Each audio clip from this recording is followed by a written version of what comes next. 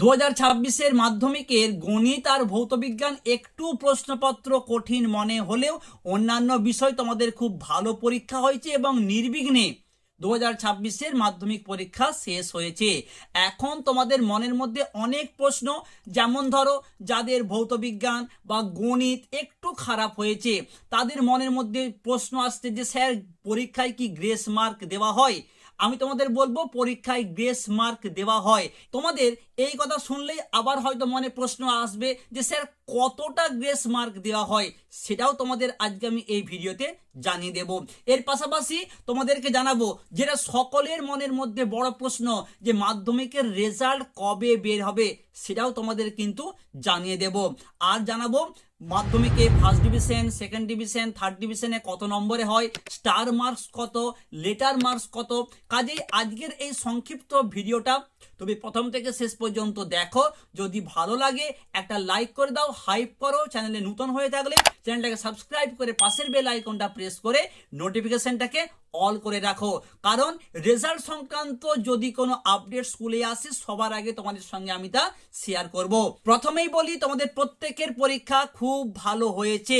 দেখো তোমাদেরকে আমি একটা প্রথমেই বলি, প্রত্যেক বছর মাধ্যমিকের ইতিহাস প্রশ্নপত্র কিন্তু একটু ঘুরিয়ে হয়, সোজা কথা প্রত্যেক বছরই হয়। কিন্তু 2026-এ তোমাদের যখন ইতিহাস প্রশ্নটা আমি দেখেছি যে সাজেশন ওয়াইজ প্রশ্ন পড়েছে, 100%ই কমন প্রশ্ন ছিল, সেখানেই কিন্তু আমার মনের মধ্যে একটা প্রশ্ন এসেছিল এবং আমি কিন্তু অনেককেই বলেছি যে ইতিহাস যখন নর্মাল প্রশ্ন হয়েছে তাহলে সায়েন্স গ্রুপে গিয়ে হয়তো কিছু একটা ঘটবে। যারা নর্মাল স্টুডেন্ট, যারা সাধারণ ছাত্র, তাদের কাছে কিন্তু গণিত এবং ভৌতবিজ্ঞানটা কঠিন বলে মনে হয়েছে। তোমাদের আমি এখানে একটা কথা জানিয়ে দিই যে গ্রেস মার্ক দেওয়া হবে। আমি তোমাদের বলছি মাধ্যমিকের গণিতে তোমাদের যে 12.3 দাগে যে ত্রিকোণমিতির অঙ্কটা ছিল সেখানে 3 নম্বর তোমরা সবাই পাবে। সবাই পাবে, কারা পাবে এও একটা প্রশ্ন। সবাই পাবে বললেও সবাই কিন্তু পাবে না। আর একটি তোমাদের প্রশ্ন ছিল রাশি বিজ্ঞান, সেখানেও কিন্তু তোমরা 4 নম্বর পাবে। হয়তো তোমাদের মনে প্রশ্ন আসতে পারে যে স্যার আপনি যে বলছেন যে ত্রিকোণমিতি আর রাশিবিজ্ঞানে 4 3 7 নম্বর পাবো, কিন্তু এই বিষয়ে তো বর্ষর থেকে কোনো কিছু নোটিফিকেশন বা বিজ্ঞপ্তি দেওয়া হয়নি। দেখো তোমাদের আমি বলে দিই, এই ধরনের যদি ভুল ত্রুটি লক্ষ্য করা যায় সেক্ষেত্রে খাতা দেখার সময় ইনস্ট্রাকশন কিন্তু দিয়ে দেওয়া হয় যে এই নম্বর যদি ছেলে মেয়েরা টাচ করে তাকে যেন নম্বরটা দেওয়া হয়। এই রকম কিন্তু ঘটনা ঘটে। আমি তোমাদের বলে দিই, এই যে গণিতে আমি বললাম 7 নম্বর কারা পাবে, সবাই পাবে কিন্তু সবাই পাবে না। বিষয়টা কি, তোমরা যারা যারা এই ত্রিকোণমিতির 12.3 দাগের অঙ্কটাকে টাচ করেছো, ঠিক হোক ভুল হোক, তোমরা 3 3 পাবে। যারা রাশিবিজ্ঞান টাচ করেছো তারা 4 4 পাবে। এমন যদি তোমরা কেউ করো যে জাস্ট দাগ নম্বর দিয়ে একটা লাইন হয়তো লিখে আর অঙ্কটা করনি, তারাও কিন্তু এই নম্বরটা পাবে। কিন্তু যারা টাচ করেনি, যারা প্রশ্নটাকেই স্কিপ করে গেছে, তাদের ক্ষেত্রে কিন্তু নম্বর দেবার কোনো জায়গা থাকবে না। এইবারে প্রশ্ন আসতে পারে যে স্যার গ্রেস মার্ক তাহলে কিভাবে দেওয়া হয়। দেখো হেড এক্সামিনার থেকে শুরু করে বোর্ড থেকে শুরু করে সমস্ত টিচাররাই চাই ছেলেমেয়েরা যেন নম্বর পেয়ে প্রত্যেকটা ছেলে মেয়ে পাস করে যায়। দেখো তোমাদের খাতায় যদি দেখা যায় যে তুমি 10 12 নম্বর পেয়ে আটকে গেছো, তখন স্যারেরা কি করেন জানো? স্যারেরা তখন দেখেন যে তুমি কোন কোন প্রশ্নগুলো টাচ করেছো। ধরো একটা প্রশ্ন তুমি সেই প্রশ্নের উত্তরটা সঠিক লিখতে না পারলেও সিমিলারলি ভাবে হয়তো কিছুটা তুমি লিখেছো, সেখানে কিন্তু স্যারেরা 1 নম্বর 8 নম্বর দিয়ে নম্বরটাকে 15 পর্যন্ত নিয়ে আসার চেষ্টা করেন। কারণ তুমি যদি 15 নম্বর এখানে পেয়ে যাও আর প্রজেক্টে 10 মিলে তুমি 25 পেয়ে যাবে, তাহলে কিন্তু পাস করে যাবে। ওকে, তবে এই বিষয়টা কিন্তু আবার যে সমস্ত স্যার করে তা কিন্তু নয়।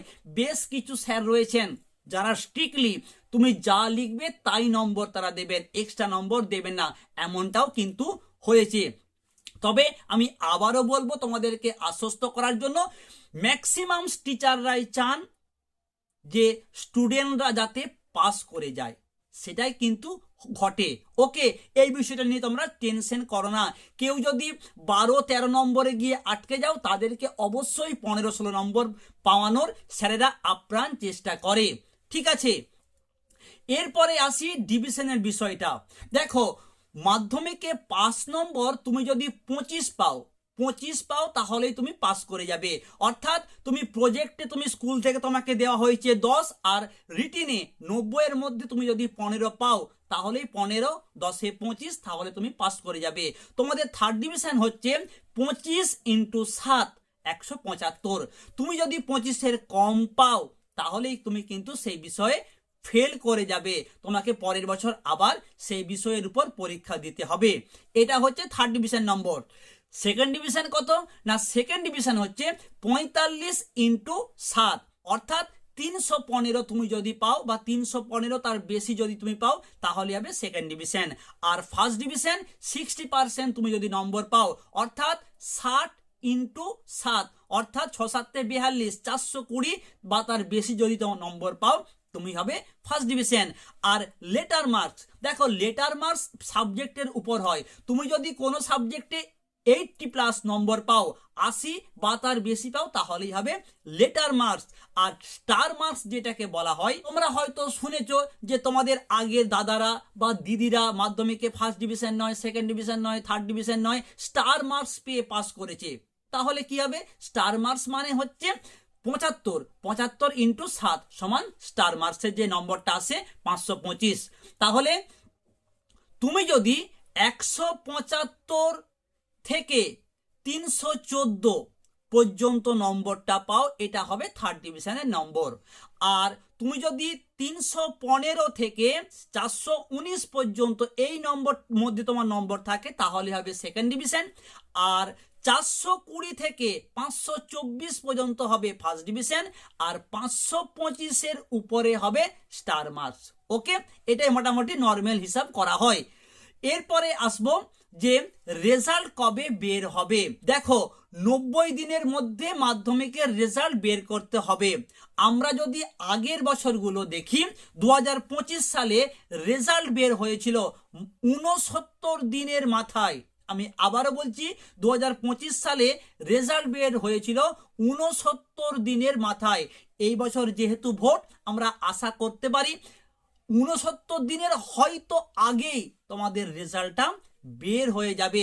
কবে বের হবে, দেখো যেটুকু আইডিয়া এখন পর্যন্ত, এবং আশা করব এটাই হয়তো বাস্তবায়িত হবে, তোমাদের রেজাল্ট এপ্রিল মাসের শেষ সপ্তাহে বেরোনোর চান্স প্রবল। আমি আবারও বলছি, মাধ্যমিকের রেজাল্ট এপ্রিল মাসের লাস্ট উইকে বেরোনোর সম্ভাবনা কিন্তু প্রবল। এর পাশাপাশি তোমাদেরকে বলবো যে কত পার্সেন্ট পাস করতে পারে। দেখো, আমরা যদি মাধ্যমিকের এই পার্সেন্টেজটা দেখি, প্রত্যেক বছর কিন্তু আমরা দেখেছি পার্সেন্টেজটা কিন্তু একটু একটু করে বাড়ছে। এই বছর সামনে ভোট, গত বছর ছিল 86 পয়েন্ট সামথিং পাসের হার। এই বছর আমরা আশা করতে পারি এই 86 পয়েন্ট সামথিং এর থেকে বেশি হবে। এটা অ্যাপ্রক্স 88% আশপাশে কিন্তু থাকবে 2026-এর মাধ্যমিকের রেজাল্ট। অনেকগুলো বিষয় একসঙ্গে তোমাদের সামনে তুলে ধরলাম। কেমন লাগলো? যদি কোনো প্রশ্ন তোমাদের থাকে অবশ্যই কমেন্ট করো, আমি সেই প্রশ্নের উত্তর দেব। আর চ্যানেলটাকে সাবস্ক্রাইব করে পাশের বেল আইকনটা প্রেস করে নোটিফিকেশনটাকে অল করে রাখো, এই সংক্রান্ত কোনো আপডেট আসলে যাতে সবার প্রথমে তুমি তার খবরটা পেতে পারো। চিন্তা করার কোনো কারণ নেই, সকলের রেজাল্ট খুব ভালো হবে।